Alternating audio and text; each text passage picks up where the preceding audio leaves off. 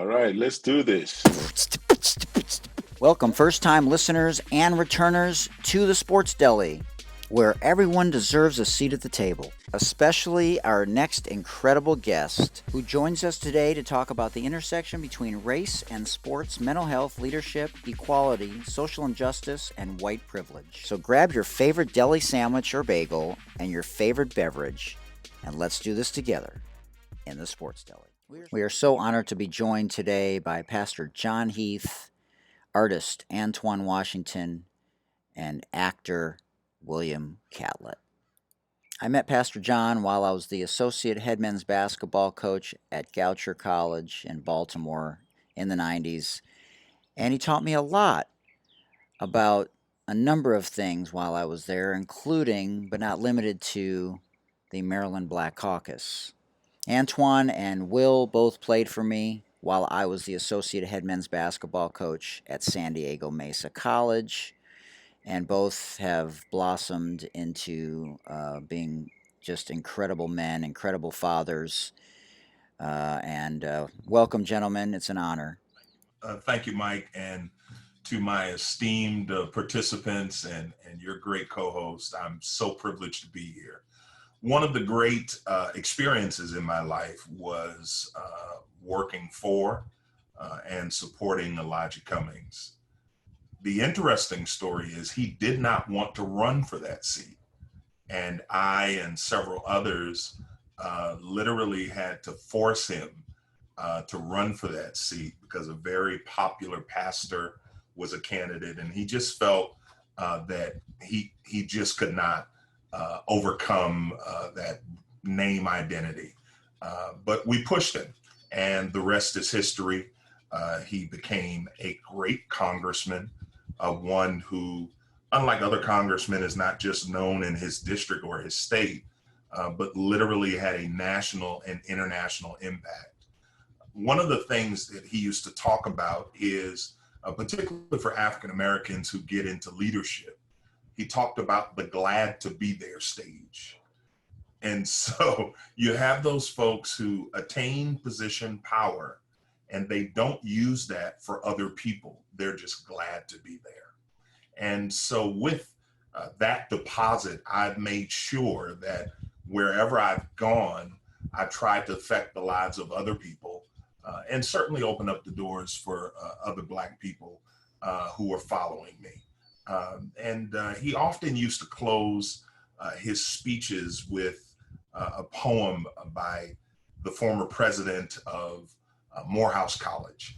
He used to say, Dr. Benjamin Mays, and he would quote his poem, "I only have a minute, 60 seconds in it. Forced upon me, I did not choose it. Give account if I abuse it. Suffer if I lose it. Only a tiny little minute, but eternity is in it."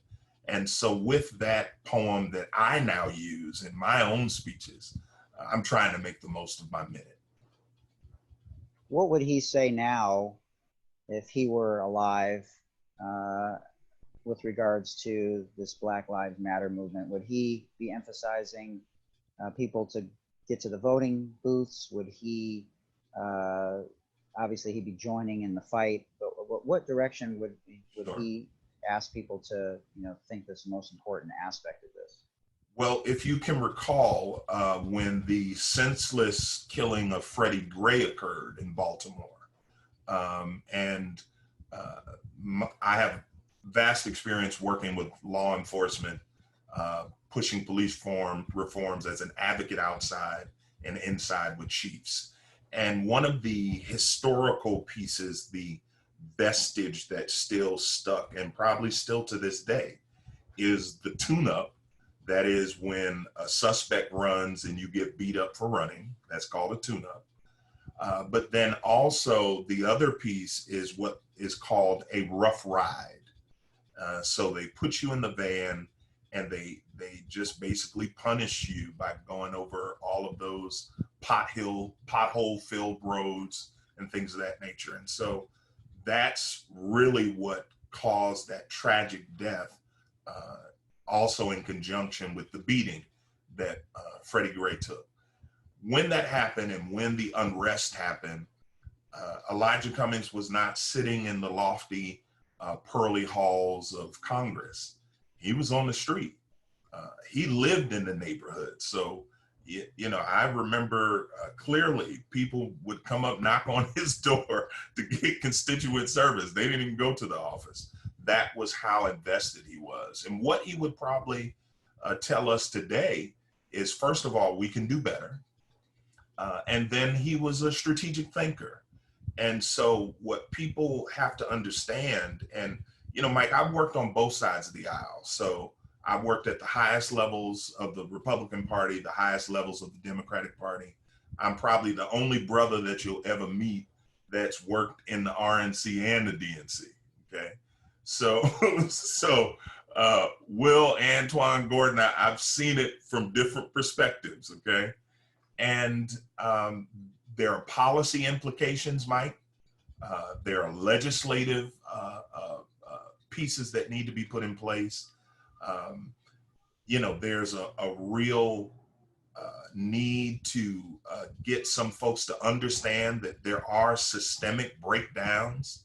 Racism is systemic. You know, many of my conservative friends don't believe that. And so there's the ballot box, voting, making sure that you have elected officials, not simply in Washington, but, you know, all the way down. Midterms.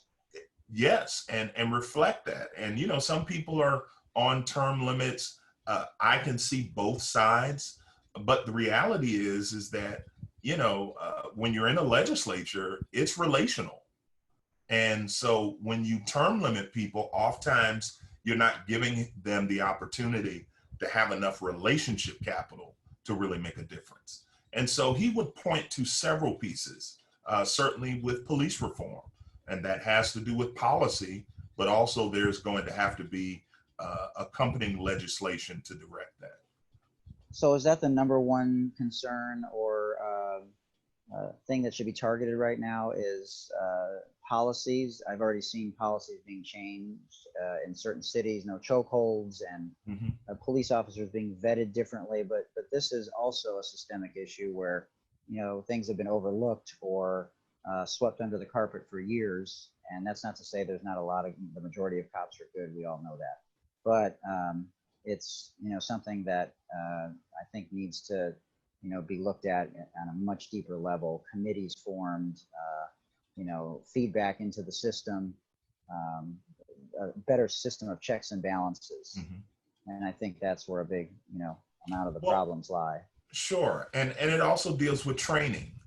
Currently, right now, in most police departments, when an individual does their background to become a police officer, in that polygraph and the other pieces that they put into place to kind of vet that person, there is nothing that's in that repertoire that tries to really ferret out if that person has racist beliefs, you know, their biases.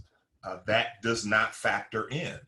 And, you know, unfortunately, you have folks, I remember a conversation that some former law enforcement colleagues were having, and, you know, they were talking about the hood and the ghetto, and they talked about it in such negative terms. And I took umbrage to that because I know what it is to live in the projects.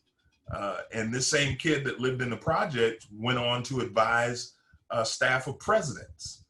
So I think it's very dangerous when you have law enforcement officers who are really encouraged to have a negative mindset about the very communities that they police.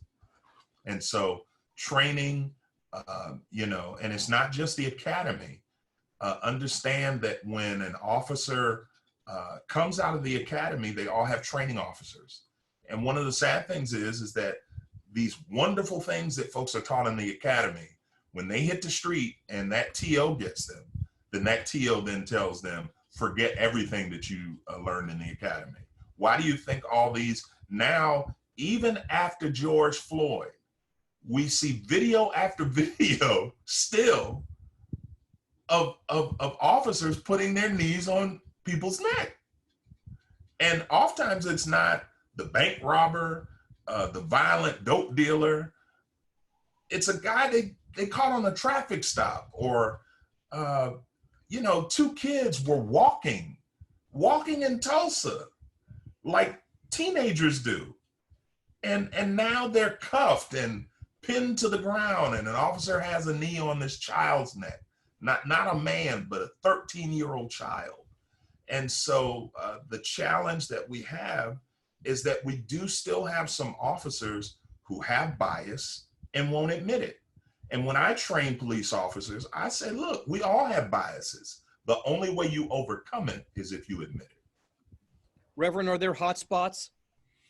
Yes, Gordon, but it seems like now the hot spots are everywhere. So before we used to think that it was just an urban problem, right? Now we're seeing these in the South, below the Mason-Dixon line, which has a very checkered history as it relates to racism, the Klan in particular, and law enforcement. But now it's no rhyme or reason. Who would think Minnesota? I'm from Connecticut, so I hung out in New York all the time. I'm playing at the Rucker. You couldn't tell me nothing when I got on the Rucker. I made it. Get the NBA. I played at the Rucker. Yes, sir. But we're now seeing, Gordon, that this is becoming so pervasive, we can't even point to perhaps the hot spots that you're talking about. So the question that comes up for me as I heard all of that, all of your points, and there are so many to I think pursue, but we talk about systemic, and I have two thoughts about that. One, sure. I wonder if in using that name, we are doing justice in terms of communicating to people really what we mean. That's my first point. Like, does everybody get what systemic means? That's my first point. And my second thought is this: it is systemic, and if it is systemic, which I believe it is there enough transparency in the systems that we're referencing for us to peer into them and figure out how we correct the direction of the ship, if you will? Sure. I think those are two excellent questions. Obviously, the phrase, the term, for some people is not something that they grasp. So for the lack of a better term, that's what we've come to use. And when we talk about systems, we're talking about all of the systems. So I've been an assistant chief of juvenile probation in Dallas County. I dealt with 24 police agencies. What we found is that we had to shock the systems. So it was the juvenile justice system, but then we saw these concurrent cases of juveniles in the child welfare system. So we couldn't just address the juvenile system. We had to address that whole human services, child welfare system, the criminal justice system, and the juvenile angle of it. And when we talk about this whole idea of systemic racism, I think our schools certainly have failed us in that respect, because when you look at the specific laws and policies that were put in to hinder Black suffrage, to punish Black people economically, from Reconstruction on up. And one of the things that I think we have to be incredibly aware of, and I'm trying to move this on in being sensitive to time, but this is such a pregnant moment, dear gentlemen, because just like in Reconstruction, Abraham Lincoln's assassinated, Johnson becomes president. He is very lukewarm to Reconstruction. He then loses his race, and Grant becomes president. Grant is a vociferous punisher of the traitors. We romanticize Confederates, but they were treasonous, they were traitors, and he wanted to transform the South. Through his administration, we saw Black male voter participation at the highest levels, Black businesses flourishing, schools, I mean, just everything. And the number of Black elected officials was just phenomenal. But then white America, even the Northerners, got fatigue. And so then now you have the Black codes. Many people don't understand. HOAs were set up to keep Black people out of neighborhoods and the various covenants that exist. So it wasn't about maintaining your lawn, it was about keeping Black people out. So we see all of these systemic things, right? Financial system, the Freedmen's Bank. Where was the 40 acres and a mule? If those slaves had 40 acres and a mule, the Freedmen's Bank, which was disbanded, neutered, and something that most people don't know about, there would have been this incredible chasm that we have between white income and Black income, white wealth and Black wealth, that would have shrunk. It would have been equal. So there's a lot of teaching, right, to your point about that term. And folks are going to either be open to be educated or they're not, right? And then moving forward, how do we address all of these systems? You know, for years we talked about the difference between sentencing for crack cocaine and just regular cocaine. Why, when the white folks get caught with powder, right? And I'll give you case in point, then I'll you know, let this go and let Will take over and Antwoine. But if you will look at, you know, just the historical context and see how these things are mapped out. When I was assistant chief of juvenile probation, I went to talk to the chief at that time of a very wealthy area in Dallas. I won't name it because I don't know if he's still the chief. But it's an area where we're the wealthy folks, and you can deduce from that. Gentlemen, he told me, Reverend, you will very rarely see any of our kids in your juvenile system. If you do, it's probably only for capital murder.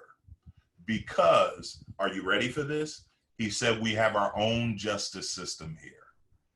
So when those wealthy white kids get caught with dope, you know, unfortunately sexually assault one of their peers, they go before the municipal judge who, watch this, golfs with their parents or goes to church or temple with their parents. Those kids are given drug treatment or some type of outpatient clinic. They're sent to military school or they're sent to private school. And those Black, brown, and poor white kids were sent to us. And thankfully, we were able to implement a system to diminish contact with Black and brown and poor white youth to keep them out of the system and really have a deferral process. And guess what? The police chiefs were great to work with. They bought into it, and we reduced the number of kids in juvenile justice. We've got to literally blow up systems, Gordon. That's amazing. And John, feel free to jump in anytime. I want to next bring in William Catlett, Hooper turned actor, writer, and producer. Will played for me and played with Antwoine about 20 years ago in San Diego. And it's just been amazing, as the Reverend said, to watch you evolve and inspire so many people and so many people of color who are trying to follow in your footsteps in an industry that has not always been kind to people of color. And I'm just curious, you had a quote on your website that said there's no limit to you, only the limit you've set. And the problem is that we set the limit and we argue about the ceiling. And I thought that was a great quote. And I'm just interested in your experiences in the industry and how you're feeling about things now. Because I remember you as a player, and you didn't care if it was a coach or a teammate. If you were adamant about something or you were upset about something, you were going to speak your mind and assert yourself and speak upon the truth. And that's one of the things that I remember most about you. And I applaud you for following your dreams And, you know, it's been a while, but I'd love to hear where you're at, how you're doing, how the family's doing, and honored to be, you know, in your presence and hear what you have to say. Well, it's a pleasure to listen to you and John and everyone that is on the call. I'm thankful that we finally got a chance to get on. When I wrote that quote, you know, what I teach people is that if you don't see it, you'll never achieve it. And it's not just seeing things with your eyes. You know, like when you play sports, you see that person making that cut to the basket. You might not even see it with your eyes, but you can feel it. That's also sight.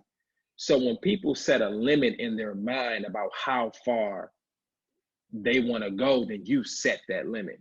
So you're not going to be able to break down any constructs of your mind to achieve what you really want to achieve.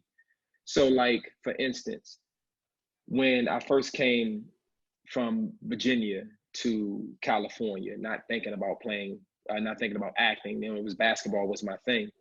Why weren't you thinking about acting? Were you afraid to follow that dream, or it just wasn't on your radar? It just wasn't on my radar. Where I grew up, you know, you catch a touchdown or you shoot a jump shot. That's what people did where I'm from, you know. I didn't know until I started studying Black studies and doing poetry and all that I had these gifts inside of me. And then I told my dad, hey, I'm thinking about acting. He says, well, I always wanted to do that. Then it took me back to the pictures that he was taking when he was working for 44 years in the government, you know, of him and the chef hat. I'm like, well, my dad coming in with these funny pictures. Oh, I'm trying to get into commercials. So, oh, it makes sense. So the acting gift is in the genes. But when I started to act, I will always hear, it's so hard. It's so hard. 3,000 people moved to LA to become an actor. Half of them don't make it. Most of them don't make it. But I never took on their beliefs, because then that would have set a ceiling for myself. So from there, it was just like, okay, I'm going to do this thing and I'm going to do it at the highest level. Am I there yet? No, not yet. But I'm at a place in my mind where I know all things are achievable. So therefore, I don't get into the conversations of what's not going to happen, or Oscars are too white, or Black excellence. I mean, I'm Black, I've been excellent. So I don't get into those conversations for me, because they're limited conversations. They're not conversations that move the needle forward. I'm not looking for an Oscar to validate me. You know, my gift and me wanting to do it and being successful at it because I decided to do it is success in itself. Now, what you brothers were talking about with the whole Black Lives Matter, you know, I'm definitely for the movement. I'm not for the destruction. And the reason why I'm not for the destruction, because you can't beat hate with hate. Love will always conquer all. But what John was speaking of, what you're speaking of, what the other coaches speaking of, is that systems do need to be broken down. And we also have to create in a place for the future for all people.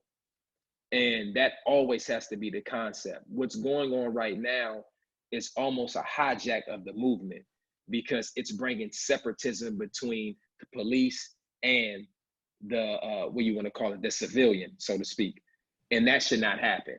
You know, the police work for us, you know what I mean? But at the same time, when I'm seeing some of my brothers and sisters on the front lines, I mean, how many middle fingers you gonna stick up at an officer and expect not to get hit? You know what I'm saying? So what are the real reasons of why we out here? Are we out here to move the needle forward, to put love into the world, to be the light of the world?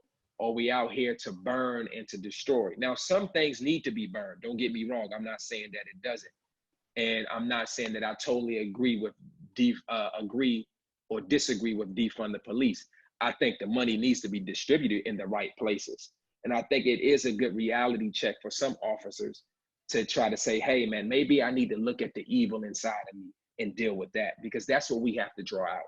You know, I got a lot of cop friends that I know are great cops and take care of their families and all that. But then we have a lot of bad apples in the mix too that need to come out. So I think it's a great time. And I always tell, you know, people that follow me and inspired by me, there's no better time to live in the world than you living in right now. This is a time for change. It's a time to be the light of the world, and you can create change with each person that you meet and that you touch. Let me ask you a question. Steven Jackson made a comment yesterday. I don't know if you heard it, but he said that he said that, if you didn't hear it, he said that he thinks the NBA should suspend the season because it's going to take the focus off the Black Lives Matter movement. And I really didn't think of it in those terms, because everyone's saying, well, we need sports to, distract us and to, get back on track, and they're going to lose money. And I thought it was a great point. And on some level, I agree with him. What are your thoughts on that, Reverend or Will? Antwoine, you can jump in before I formally introduce you. Because, if we start focusing on all the sports coming back, that are we going to focus on what's really important? I think I answer. I know Antwoine. Antwoine's like, that's my guru. That's like who I talk to for all things. Since the artist must know all things, and he has to paint the image of the present, the past, and the future. But I would say that's the same thing that Kyrie was saying. For me, I disagree. And I'm not disagreeing with Kyrie Irving said the same thing, and Steve. I'm not disagreeing with them. They're entitled to their own opinion. I think right now in the world too, you're seeing that everything is, if you don't agree, they try to counsel you. We still have freedom of speech. So a man has a right to have freedom of speech. But them coming back or not coming back, it's not going to change racism overnight. It's just not going to happen. These systems been in, as our brother John was saying, they've been in structures for a long time. And I think, and then I look at LeBron, I look at the players who have opportunity to also extend their legacy and also for it to be televised as well. So you got more views around the world that you can speak on as we watch sports. It's not just watching to distract, but I'm interested to see how, what the guys were saying, they post interviews, how that image, when I remember being in China and sports made African Americans famous all around the world. I'm in China, I see Kobe, I see, MJ. So I think there's a broader reach if they continue to play, and the same with the mindset of seeing everybody come together, in my opinion. Reverend, what were you going to share with us? Sure. I didn't want to cut Antwoine. Oh no, he'll get in. No, but I think, certainly Stephen and I spent a little time with his mother during Hurricane Harvey. I directed the Church of God in Christ response to Harvey, and she's doing phenomenal work. She's been doing it for years, and Stephen supports her with community, feeding people, providing safe places. And so that's where Stephen comes from. Everybody looks at him as the hard player and the tough guy. But he really is, that's what he comes out of. So it doesn't shock me that he said that. Also, what I found in pastoring professional athletes, their vantage point changes when they become retired. They see things through a different lens. But let me go into what Will was saying, that I think their thought process is that once white America has another outlet, then those allies won't be there. I think that's partially what, the thought is. But if we looked at it on the flip side, I think we'll agree that the activist athlete has returned, right? We criticize Jordan, and others because they were not active. I was reared by Rick Mahorn. That's who raised me up in basketball. I still got bruises on my chest from Rick. Rick, is not probably going to be the person that goes out and, speaks on different issues. But what we now see with the gravitas that a LeBron James has, Kyrie Irving, and these folks are coming at it. And, unfortunately, we have our conservative hosts who tell them to shut up and dribble. But yet, people who affirm their position, they can have a voice. And so I would encourage you, if you haven't seen Greg Popovich's most recent comments, Pop laid it down. And you can't get more white than Pop, right? That's Pop, true. That's true. Pop is not, he's not like Larry Brown, who I love and count as a mentor. Larry got a little hood in him. It gives, Pop is just a straight-laced guy, but he understands this moment in time. And perhaps, Will, to your point, if they do go back, this then continues to amplify their microphone, their megaphone, if you will, because the NBA, they've had the T-shirts, they've been vocal, and so perhaps if them going back, they can continue to amplify that message. So that may be the case when the NBA resumes. And I'm glad you brought up Pop as we segue to bring in Antwoine Washington, an artist who lives in Cleveland, Ohio. But let's not get it twisted. He still loves his Pistons. That's a fact. That's right. But I think Pop's always been outspoken, but most recently this week, he has been sad and angry publicly. I mean, he lost it and wasn't afraid to let people know that he thinks it's a white problem. And I concur with that wholeheartedly. I've always felt that there was something wrong with the way that I was handling social injustice, but I really couldn't verbalize it. I didn't know if it was something I couldn't admit, but it's a white problem. It's very simple. African Americans and have been screaming at the mountaintops for years, and we're the ones that have to start screaming and doing things. And the people that, as Dr. John, how are you? Dr. Jonathan Alexander Lowney is with us. John, we're joined by Will Catlett and Gordon Kaplan, Antwoine Washington, and the Reverend John Heath.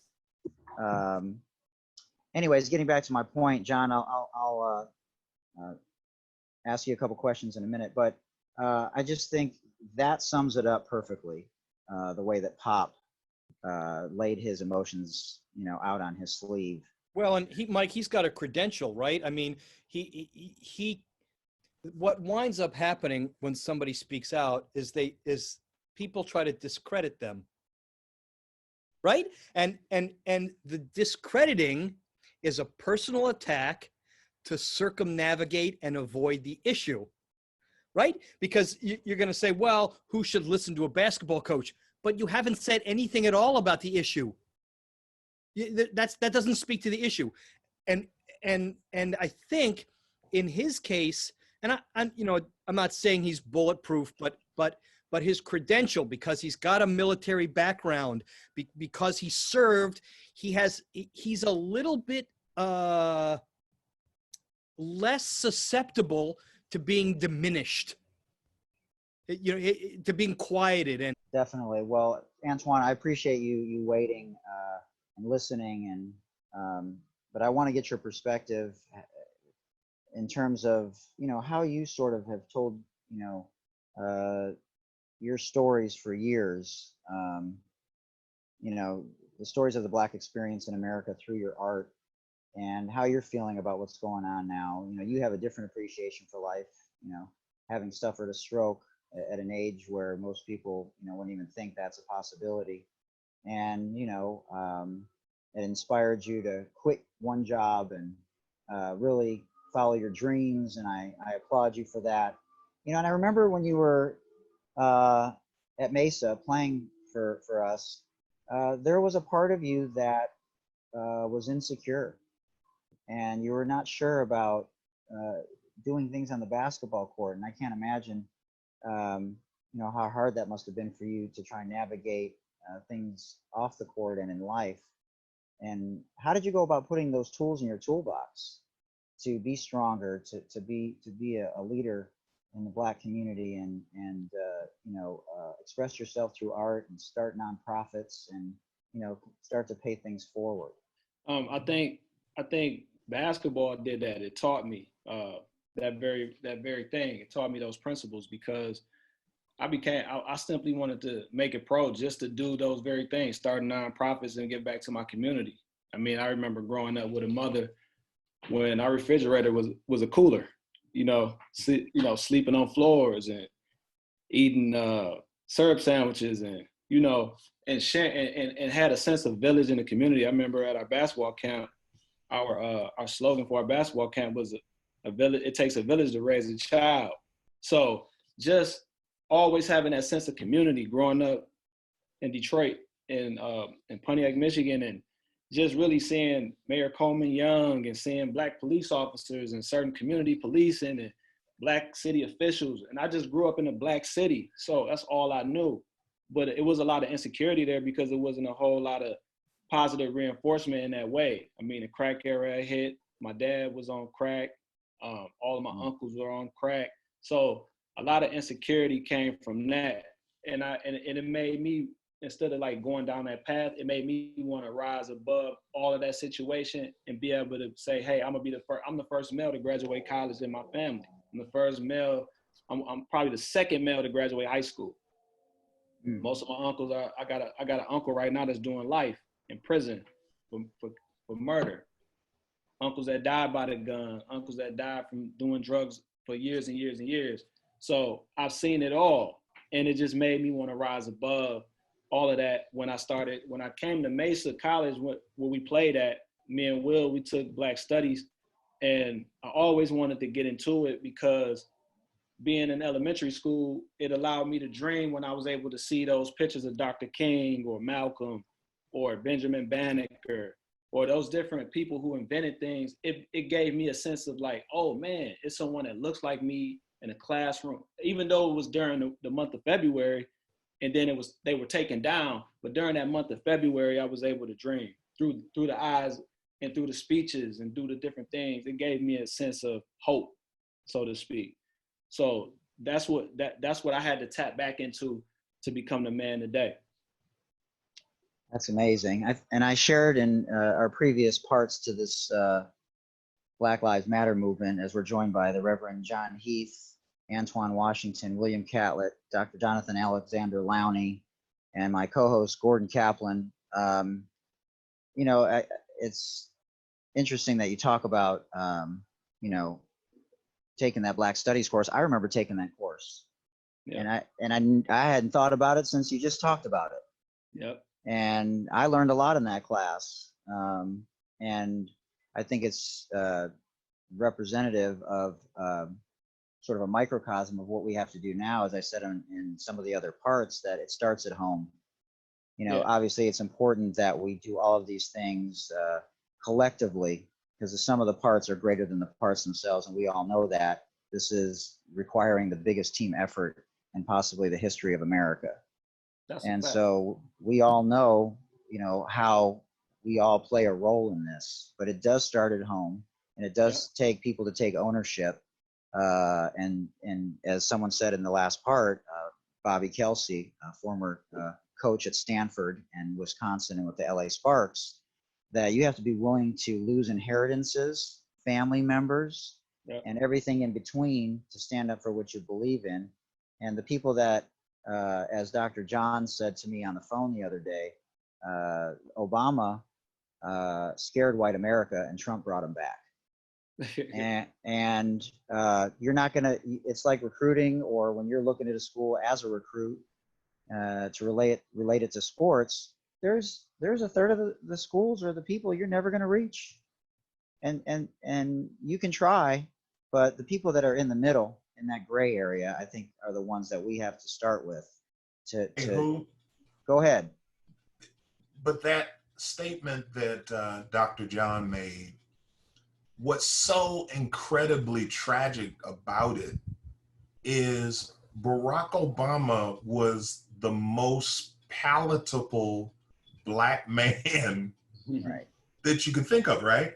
And now let me make a disclaimer. I had my issues with the president, some of his staff, so let me just put that out there, and may have disagreed with him on some things, but I valued the fact that he loved his wife, that he loved his children, that he allowed his mother-in-law to live in the residence and was criticized for it. And that's just unconscionable to me. The very attribute, among other things that are unconscionable, right? The very attributes that everyone is supposed to engraft to and celebrate.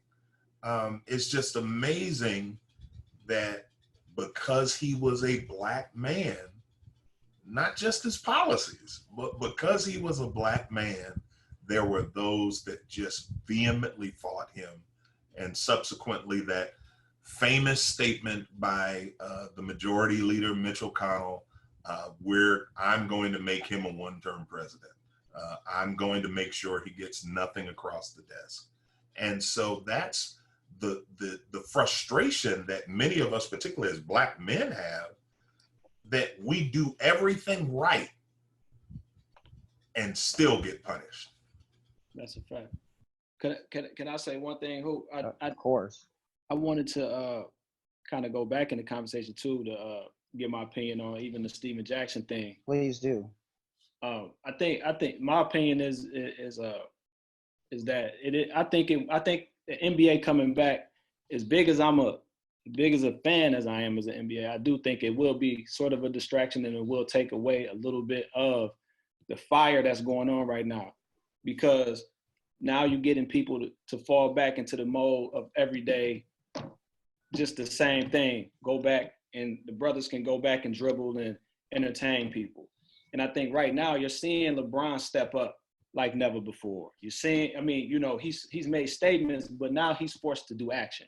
You know, the players like Steven Jackson, they're right. You know what I mean? Like they've seen it. They've been in the business, so they know. You know what I mean? And I think right now, while everyone is at home, a lot of people are frustrated, and a lot of people are tearing down the cities for a bunch of reasons. And I think at this point in time too, that the riots and the unrest is necessary. We do need to tear some of this stuff up because no one's listening to us. It took Michael Brown. It takes Trayvon Martin. I mean, countless names. We can just go down. It's a quote out there. I think it's an African proverb that says, "A child who is not embraced by the village will burn it down to feel its warmth." So you gotta understand that these kids, some of these kids, since they came out, since Trayvon Martin, all they ever seen was cop kill a Black man, get off free.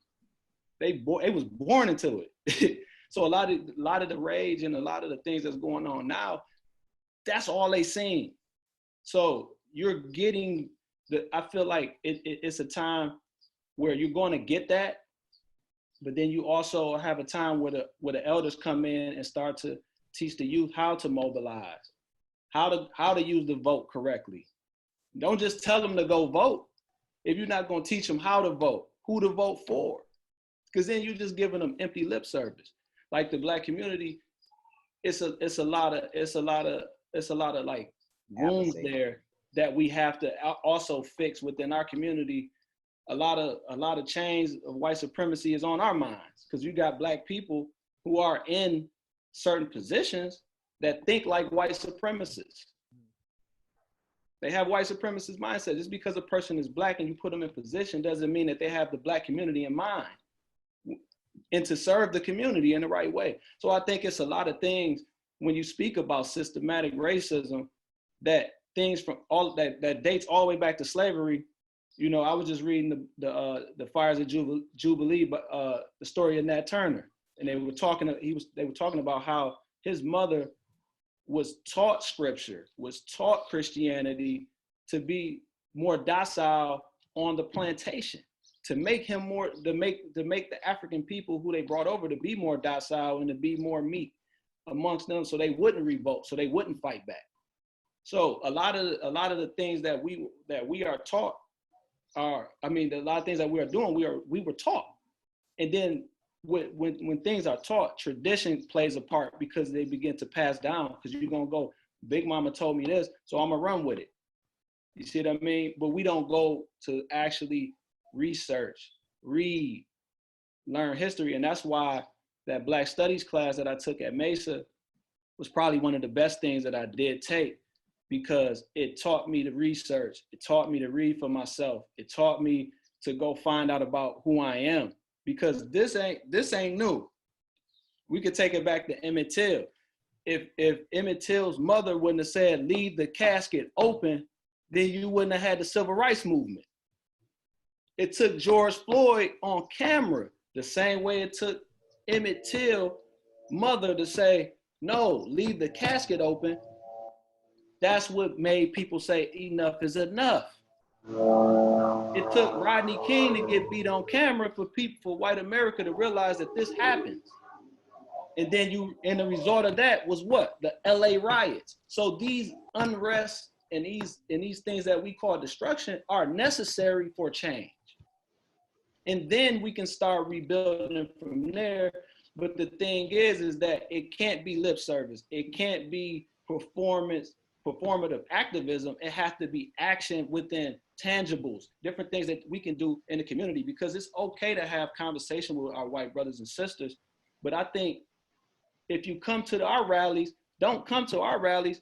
You guys need to go to you guys need to group up and go to your rallies and say, how do we do this amongst each other? And how do we get the bad apples out? Because we talked about the bad apples on the police force, but we forget that the CIA put out a document that said white supremacists have infiltrated the police department. When are we going to address that? When are we going to address the Klan members that's on the force?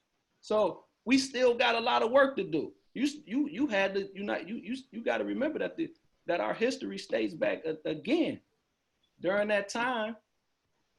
During when Black folks were well-to-do and were trying to do for self, you had them in Tulsa. You had the United States government in cahoots with a mob that burned down well-to-do Black folks' successes, called Black Wall Street.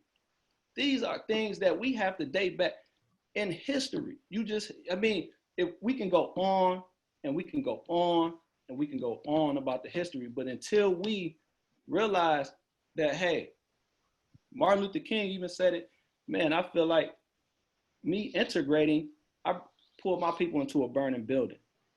Like, these are people who are in our history that we revere and we say that we love now after America is the one that gunned them down, but we also using their speeches every time, or y'all protesting the wrong way. Y'all need to protest the way Dr. King protested, but then we forget about what Bull Connor did to him on Selma when they were protesting peacefully. Colin Kaepernick was protesting peacefully. Craig Hodges had something to say, and he was blackballed for his voice. We forget about brothers like that. Mahmoud Abdul-Rauf the same for his stance. So this Colin Kaepernick thing ain't new. We got history that shows that if a Black man speaks up, he gets blackballed, and the other brothers turn their head because they don't want to lose money. We choose money over Blackness. We choose money over humanity. So will things change now? Will, what do you think, Reverend? Well, there's going to be incremental change, but racism for me as a pastor is sin. And until white America, particularly the white church, who's also usually complicit in much of this, they still don't see racism as sin. And so when that sin nature comes out, it comes out with a vengeance, with vehemence. But Antwoine said something about, these wounds. There's been studies about a trauma gene. They studied Jewish Holocaust survivors. This gene is passed down. When you have Black people who have been consistently oppressed, consistently discriminated, I'll just share even personally, you talked about Tulsa, Antwoine. I was the assistant pastor of Mount Zion Baptist Church, the church that was bombed by white terrorists. And we still have an FBI that won't classify white supremacists as domestic terrorists. But recently, or just yesterday, the general counsel of the company I work for, Turo, the peer-to-peer car sharing company, slapped me, and she knows all the stuff that I've been doing. I've been call to assist National Action Network and Reverend Sharpton and all these different movements around the country.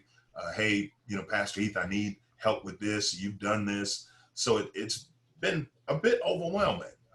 And then I've been having racist attacks at my home.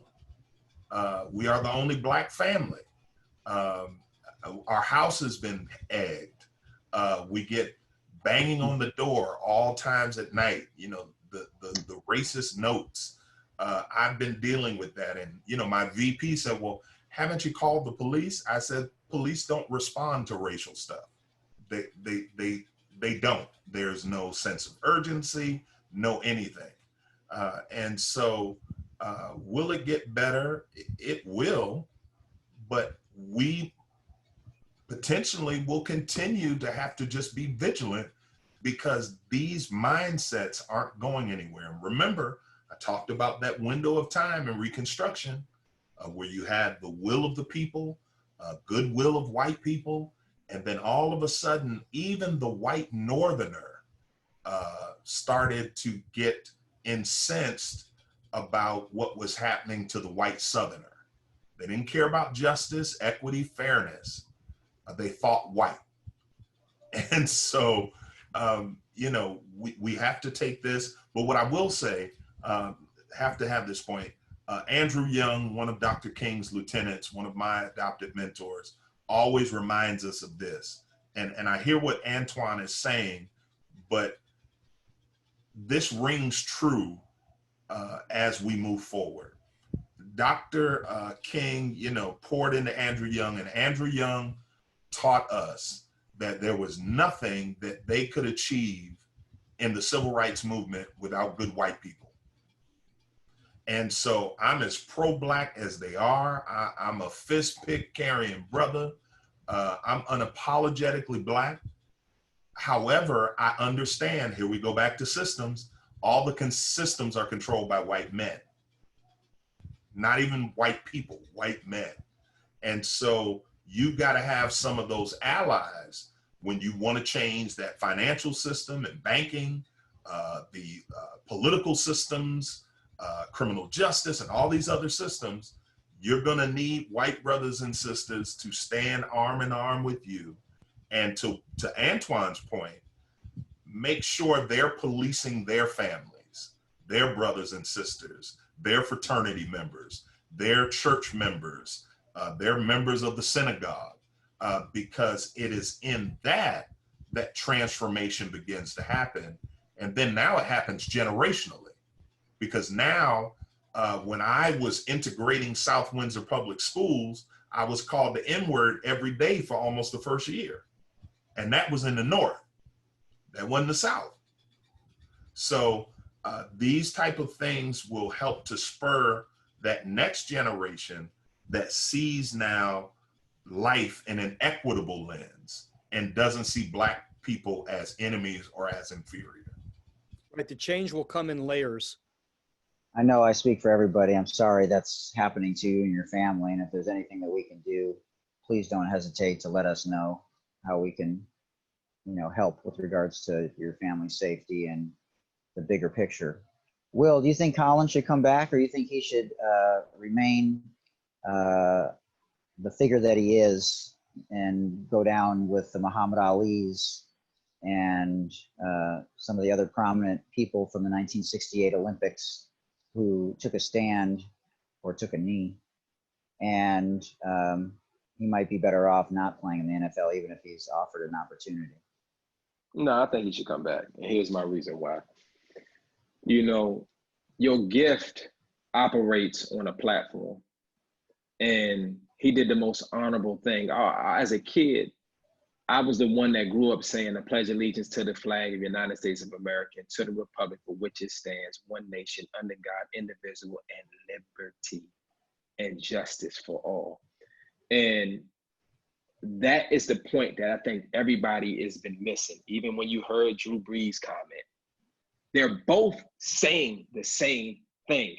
If you're honoring liberty, I don't stand with anyone who disrespects the flag of America. You know what I'm saying? That's any injustice in the system. there's any injustice in the police force, there's any injustice in the Supreme Court, because we forget that little word called liberty. So I think it's more honorable, and Cap should be offered a job because, one, he has the skills, and two, he's able to be even more of a beacon of light of saying, hey, I stood for something. And even though it took me out of the league, it brought me back. Now, that's his choice, if that's something that he wants to do. But I think his platform is even bigger by him going back into the NFL.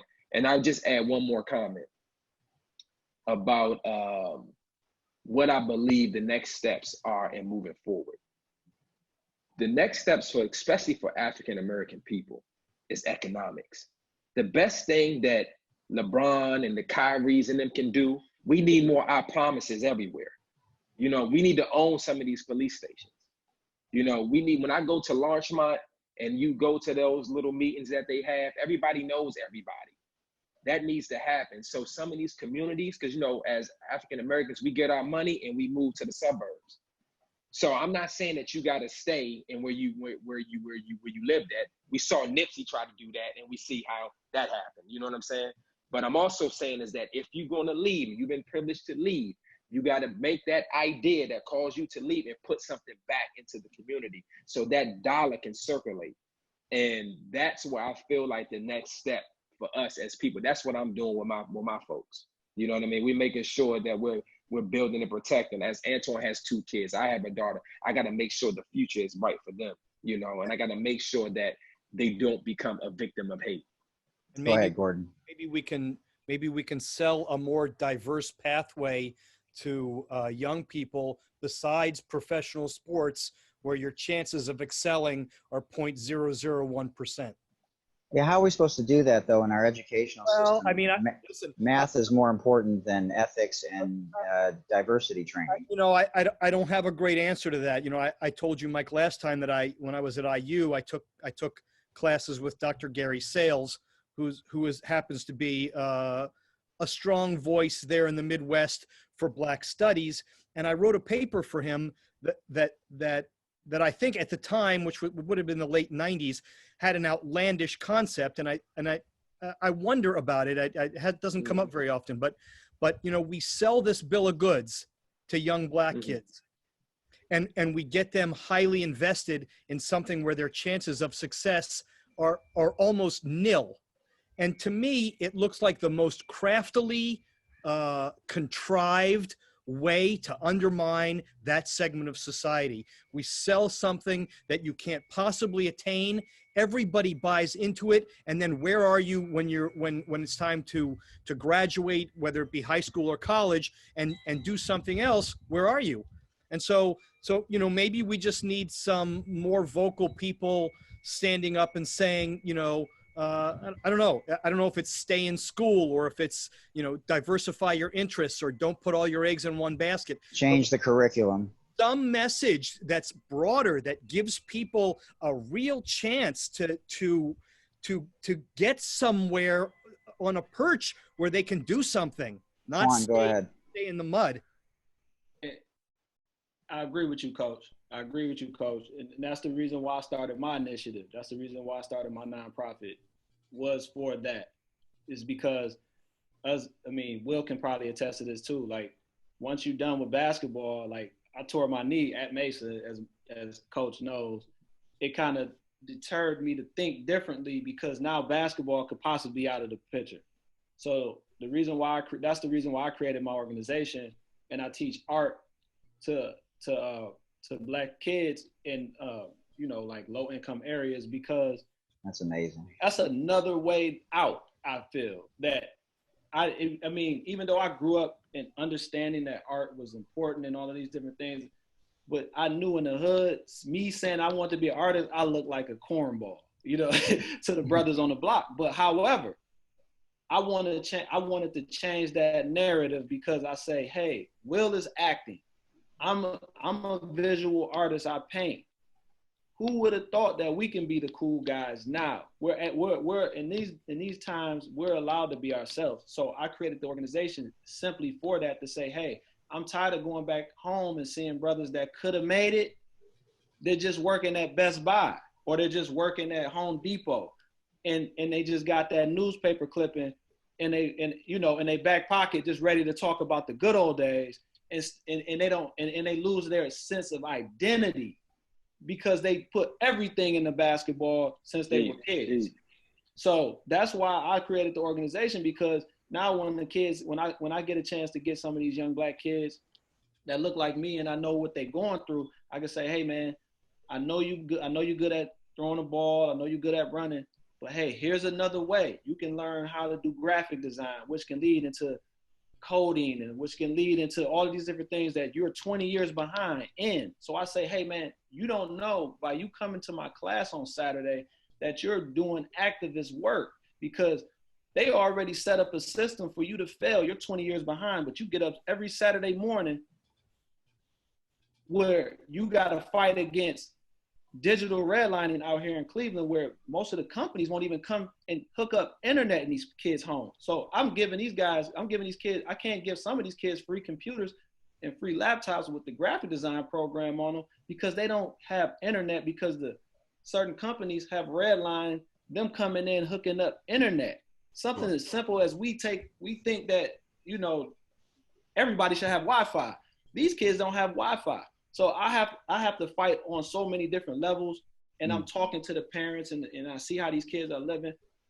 This is a whole nother way out, I feel, through the arts, through different things that give them a vision to dream, like I was able to dream from just pictures on the wall. I can give them a sense of, when I come and talk to them, I can say, hey, I got an art exhibition, y'all come to it. And so you able to see something different than just LeBron running down the court and then you aspiring to be LeBron, or Jay-Z on TV and you're aspiring to be the next rapper. You can be the next Panda. You can be the next John and be a reverend. You know what I mean? Think of other things that you want to do. Even be a coach. Some of the kids ain't even thinking about that. John, go ahead real quick. So Mike, let me just, I know Reverend. Go ahead. So let me just say this back to your original question, Mike, which I think Antwoine answered, but here would be my answer to you. At some point in the process, we have to. You think that he answered the question when we can't even get physical education in the school system? No, I think we're going to get diversity training. No, I think no. And fight social injustice in education. No, I think the answer to the question that you asked, that I think he answered, was is that we need to encourage people to find things they are passionate about. I totally agree. Whether it's ministry or acting or psychology or art, it doesn't matter what it is. How do we get to the masses faster? So if I may, Coach, I think you certainly brought up a great point. Antwoine just gave us a clear example of some of the things that are happening. I personally, because I get to travel around, it is happening. Okay. The question is that who talks about is how do we amplify that, right? To make it pervasive. Antwoine, I commit to you, get my number from Mike. We're going to work to address that connectivity problem. We're going to get whatever cable companies and phone companies and your lawmakers to address that for you and your young people. So I commit to helping you with that. But we do have it. We have, Coach, these coding programs that are popping up, getting these kids to understand, hey, we can be in tech. I work for a tech company, so those are popping up. You got these acting programs where kids are now being able to express around the country. And then you have, entrepreneurship programs. And so the issue now, quite frankly, and I think what happens in our communities, and, I think many of us grew up in kind of similar experiences, is that, I guess either Twoine or Will touched upon it, about the folks that moved out. Will talked about it. And the challenge, like, for example, in Baltimore, West Baltimore specifically, you had a neighborhood with Thurgood Marshall on the block.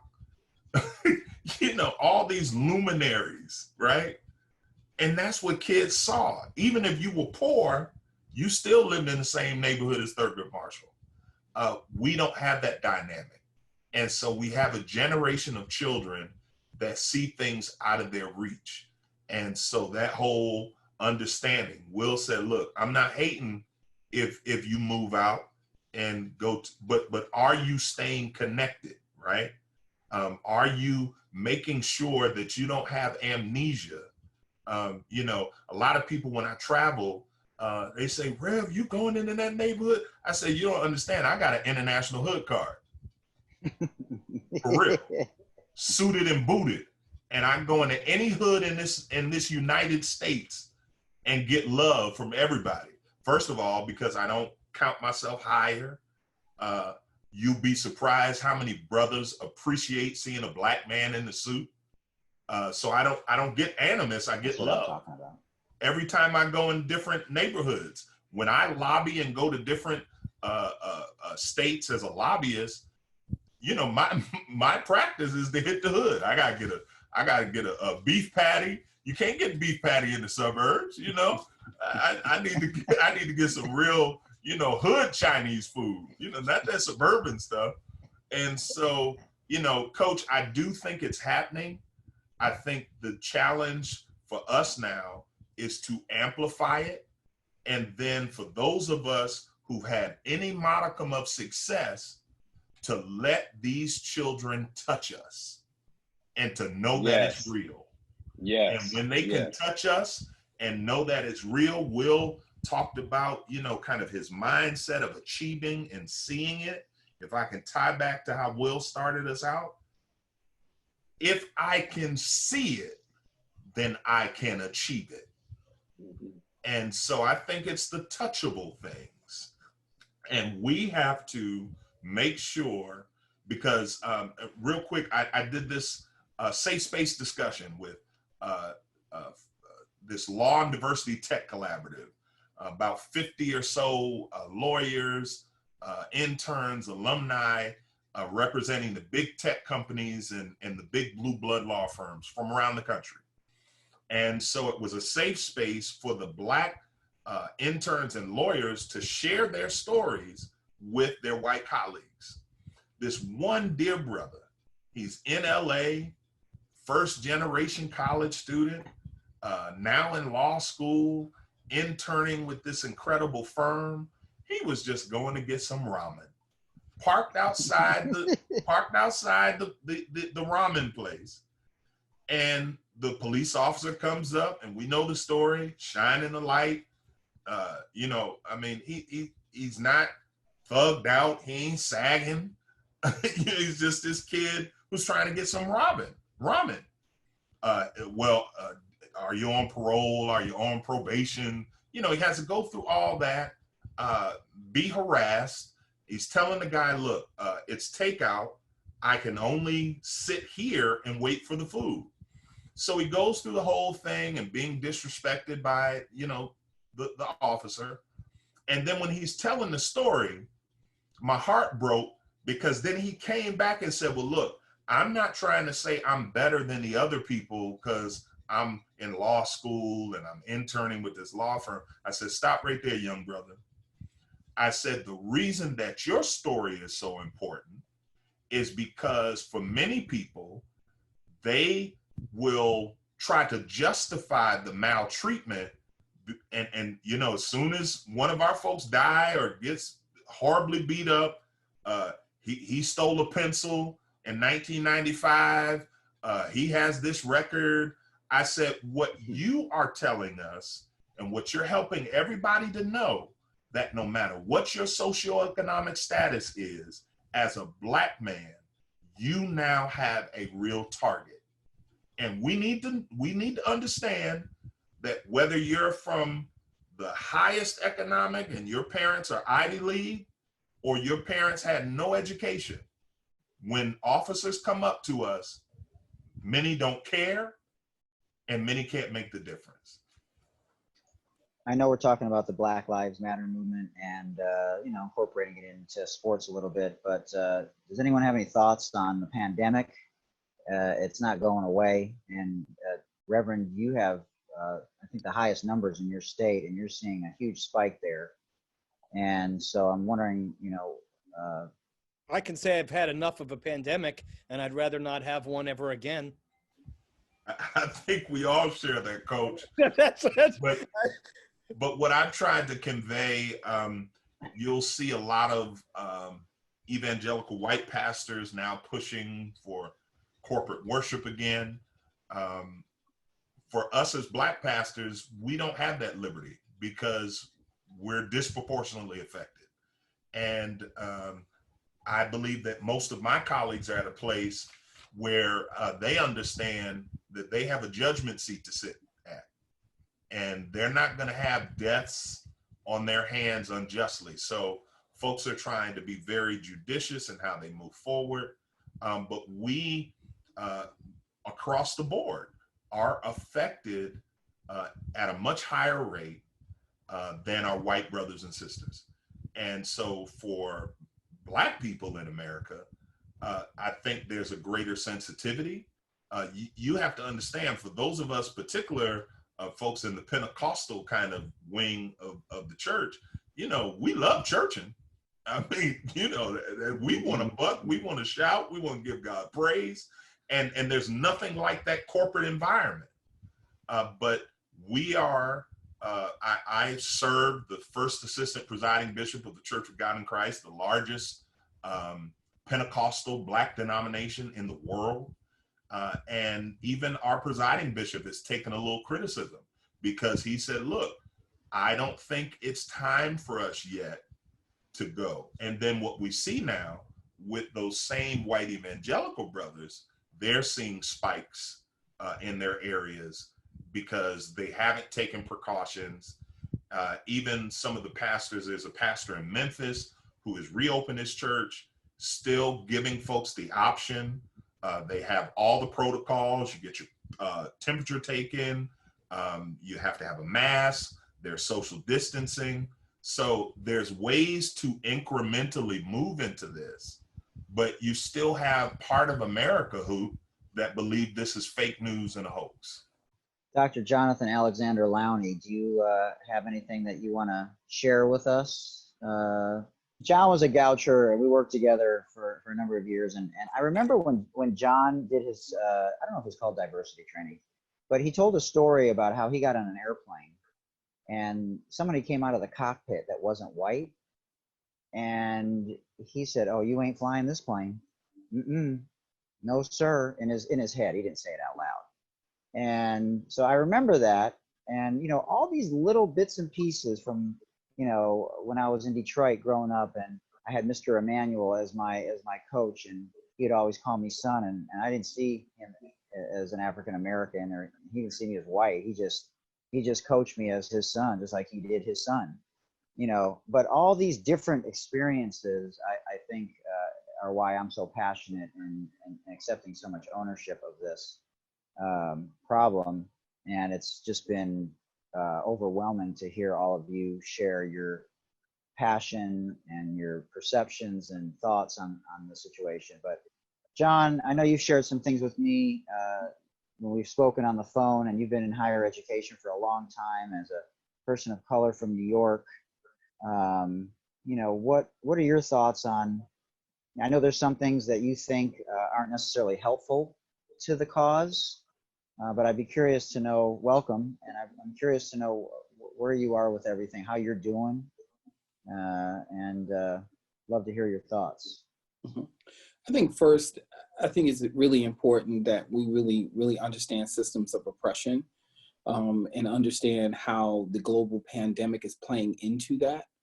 When I think of communities that are Black, brown, and yellow, or people who are from lower socioeconomic, strata, I think that is important to really understand that those people are at higher risk because they have comorbidities that the majority don't have. I think that it is interesting for me. I don't really watch the news anymore, don't really turn those kind of outlets on because I think they're fatalistic and they will have you depressed, repressed, and kind of marginalized, because I think that, you know, it's interesting for me to see majority folks protesting or feeling like their rights are being stripped away because they can't go to a nail salon or hair salon. You know, the fact that, you know, I live in a state in North Carolina where, you know, it is beginning to surge because people are not taking precautions, and people are listening, you know, to these notions and buying to these notions of fake news. And this is not something that is kind of real. This is something that's made up. Breathing is one of the body's most fundamental things that it does. So most people that go on to ventilators never come off of them. So if you're on a ventilator, you know, and this pandemic is very interesting because young people are the vectors or the carriers. They will certainly, you know, they can certainly get it and recover from it much quicker. You know, people who are middle-aged are the ones that are going to die from it at higher rates, and that sort of thing. So, and I think that when I think about systems of oppression, Black and brown people are dying at much higher rates. People who are Black and brown are the ones who are the service employees who are out there on the front lines, that are certainly not being given kind of the credit. I don't really talk, you know, as Mike and I have had conversations, I don't really engage conversations in and around race and oppression very much, because I think that my personal perception is that white folks sit in privilege and never engage the conversation. And then people of color, you know, engage the conversation and then are being called bitter, angry, and a host of other diatribes as I see it. And I just think that, you know, when I think about sports, the commodification of Black bodies is very interesting. I think that it's very, very interesting, you know, this notion of Colin Kaepernick, who is a fraternity brother of mine. I think that, you know, the reality of the situation, the mass majority of the owners in the NFL have made donations to the Trump campaign, good, bad, or indifferent. That's just what it is. I think that what needs to happen, I think what I see now is rebellion. I don't look at it or term it anything other than rebellion.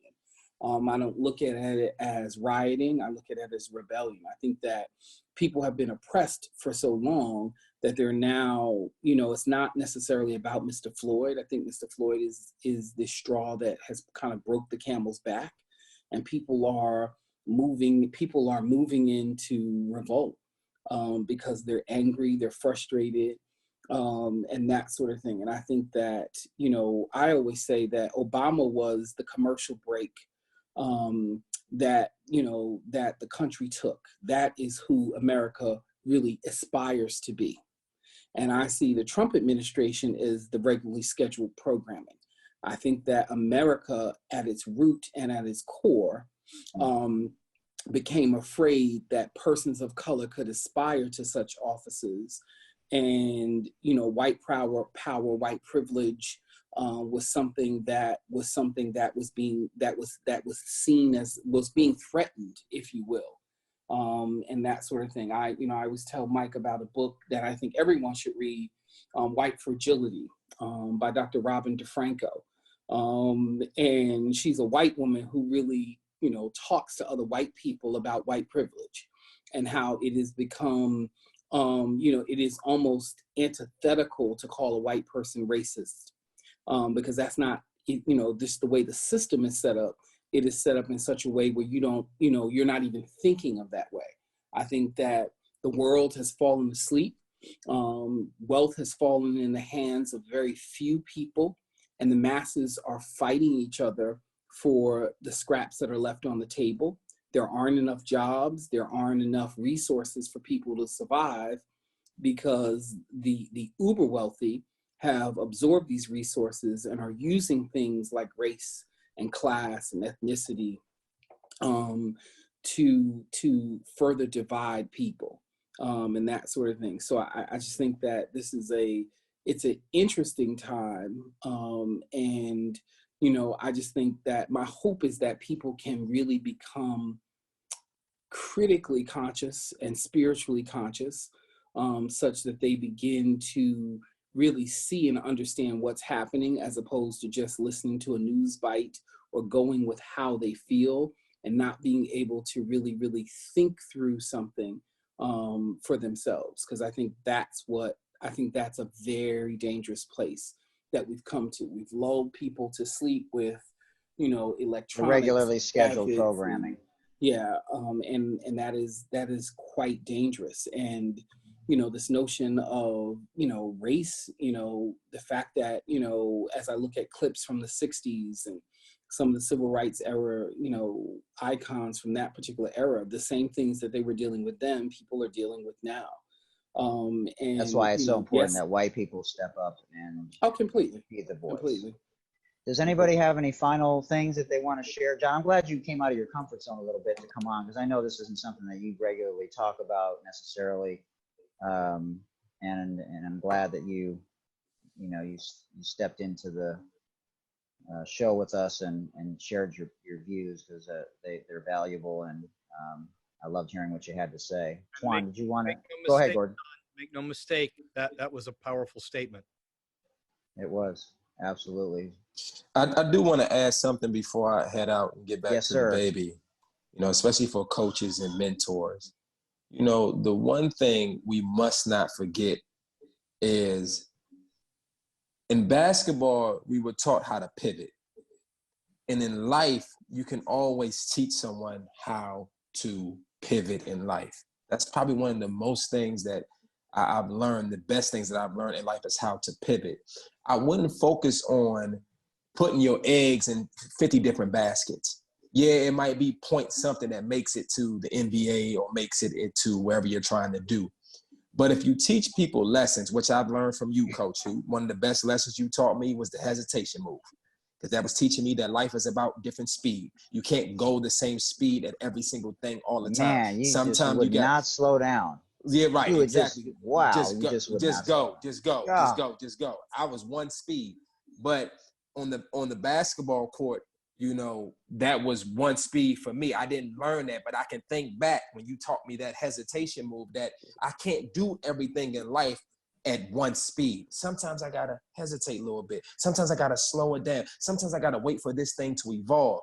So what coaches and mentors can teach young people is not to give up on your dream, or not to plant the seed unintentionally of you may not make it because this is the percentage. It's to say, hey, if this thing goes left, just know how to pivot. I love what Serena Williams' father said to Venus in that interview. No, do not say that, because you're going to give her a complex. When the man was saying, why do you think you're so great? He didn't want Venus to question herself. So thoughts like that, what I teach my students, when I teach myself, is I don't allow them to come into my mind. I govern every thought that will come into my mind. Anything that tries to raise a standard above the word of God that is in my mind, I must cancel it. And this is where we need to take people to another level. I'm not looking, for me personally, I'm not looking for an apology from my Caucasian counterparts. I'm not looking for help from my Caucasian counterparts in that way. As an ally, great. You know what I'm saying? We in this thing together, whether we like it or not. But also, I understand that we as African-American people must seek ownership. That's the thing. You don't have any ownership. You have no control. You have no voice. Amen. Take care of that baby, man. Love you, bro. I love y'all. John, Gordon, and my brother, Dr. John, and Tweez, I love you. I'm sure I'll talk to you soon. Thanks, Will. Before you go, everybody should know, because since they're listening, they should know that your hair looks great. Your beard is well trimmed. Two of us are wearing hats. Mike and I, our hair's all spiky. So, you take care of that business, and everybody should be alerted. Oh yeah. I love you guys. Great, powerful conversation. This is the energy that I'm also going to take from the things I've learned here and see how I can implement that not only into my family, but into everyone that I can touch. Yes, sir. We'll talk soon. Okay, love you guys. Yeah, man. Reverend, Antwoine, John, Gordon, any final thoughts before we'll reconvene again, but for this start to hopefully something that we can plant seeds and see where it grows and Well, help Twoine out for sure. who Will said something, and I think Antwoine has touched about it. Dr. John, you are now one of my new favorite academics because you unpacked that thing really well in a short amount of time. So I look forward to interacting and conversing with you. But, you know, there does or there is this need for us to attain viability economically. As I shared with you, I work for Turo. I'm a lobbyist, a GR and external affairs manager. And one of the things we talk about with Turo, it's like Airbnb for cars, to share your car to earn extra income. Through that vehicle with that depreciating asset, particularly Black people can help shrink those income and wealth gaps, right? We've now got to help these young brothers and sisters engage in legal entrepreneurship, right? And create those things. And if I may, the scripture tells us like this, it is the love of money, not money, but the love of money that is the root of all. The root of all evil. And the scripture also tells us that money answereth all things. Right? And so can you imagine if we're able to build up these communities like our forefathers did during Reconstruction? Viable, wonderful communities. As I said, I was the assistant pastor of Mount Zion, Tulsa. I was literally able to sit at the feet of those people who were there during that violent terrorist attack on people who were doing nothing but just doing what was right. And so I'm working on some things. My good friend John Hope Bryant at Operation Hope talks about how Dr. King was moving from civil rights to silver rights, right? And so now, even when he's assassinated, he's working with the sanitation workers to get a good contract. Why? Because those benefits and those wages would help them begin to buttress and build those building blocks. So I think it's important that we push forward economically, create lanes for everyone, and certainly push the whole idea of entrepreneurship. The reason that some people can be voices now is because they are financially independent. And that's going to help us, particularly in the Black community. Beautifully said. Twoine? Yeah, I think everyone kind of like put the nail in the coffin. I mean, really for me, I think allies are very important right now. I mean, we need more white folks checking white folks in those places. Not you don't have to do it in front of us, because I think we need to see more of that, because then I think what goes on behind closed doors can also we will begin to see the fruit amongst everybody. What you do behind closed doors, I think what they say, what you do in the light, what you do in the dark shall come to light. We gonna keep it that simple. I think if that happens, then the Black community the same way. If we're told that, hey, we need to address our violent situation in our communities, we need to address our communities and brothers and sisters in our communities in a certain way, then we got to do that. But it has to be both ways. It can't just be like Dr. John said. The reason why he doesn't get into the conversation is because, hey, we are always having a conversation, and the other side just sit back and they just like, well, hey, let them fight it out. We good. And then it just has to stop, man. We have to really play, both sides have to play their parts. And I'm not going to sit here and ramble, man, and talk on top of the brothers. They said everything that needs to be said. That's it. Yeah, I mean, for me, in closing, I think one of the things I think about is everybody has a certain amount of privilege that they operate from. As a person who works in post-secondary education, and who has some credentials behind the name, that allows me some access to perhaps some places that other people don't have access to. So I think that each of us has to continue to do the work of self. And the work of self means that, what am I really doing? How am I contributing to what I'm contributing? And also caring for oneself, because one of the things in having done this work for a very, very long time, no one tells you at the beginning, guess what? The cavalry is coming, but then guess what? You're the cavalry, which is, and this work is exhausting. So I think that, one of the things I want to continue to encourage both Mike and Gordo, you all have access to spaces that I will never have access to. And you can speak Not things. yet.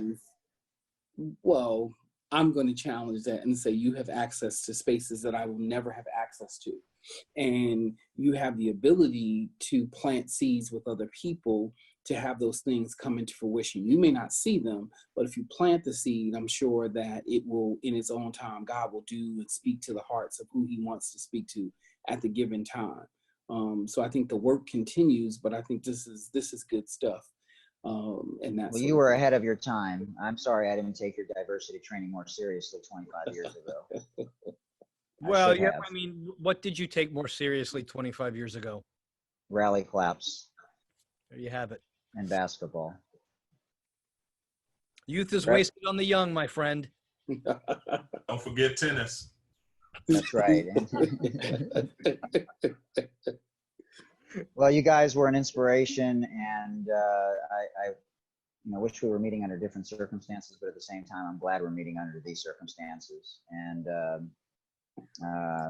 I applaud you for what you and the people before you have been doing for so long. And I know I speak for Gordon and John, who's not here tonight, our other co-host. We'll do everything that we can to change the way that people see these injustices once and for all. Just carry some water, Mike. You know what I mean? Just carry some water. I'll carry some water at my house. That's exactly right. John, any final thoughts, Reverend? Well, I just want to say this has been a wonderful reunion, Mike Hoopner. After 20 years, God just allows us to pick right back up. And certainly these incredible men that you've had as panelists, Coach Kaplan, thank you for being one of those coaches who happens to be white, who is poured into your players regardless of their ethnicity, their color. And we are the better because of coaches like you two.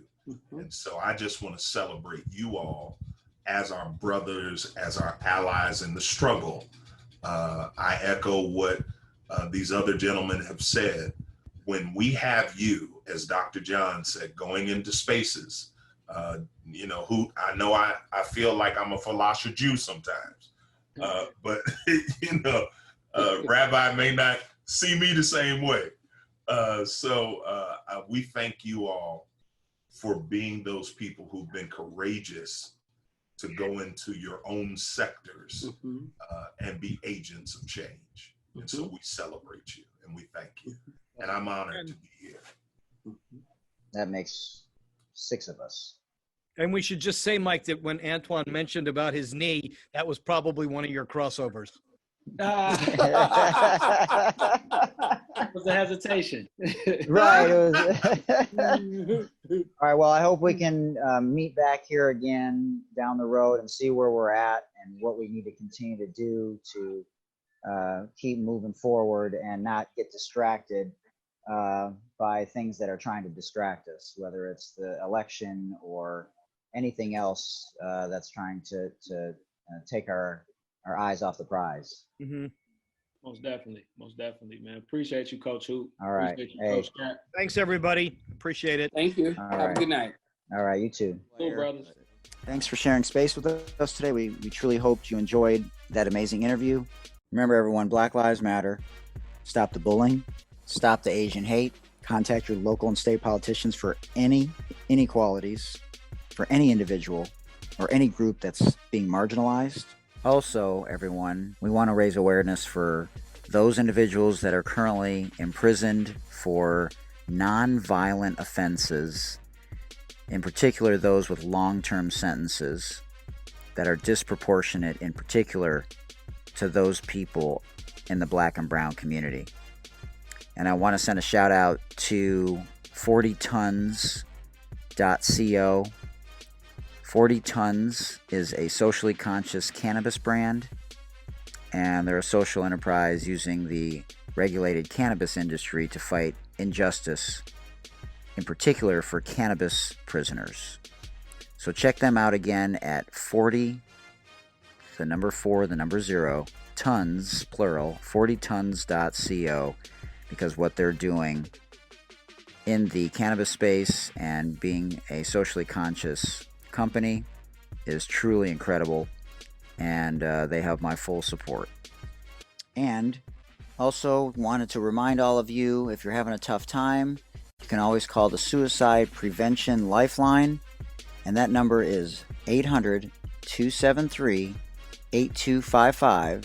That's 800-273-8255, and they are available 24/7, 365 days a year. You can also always check me out on Twitter, Instagram, and on TikTok at Mike Hootner.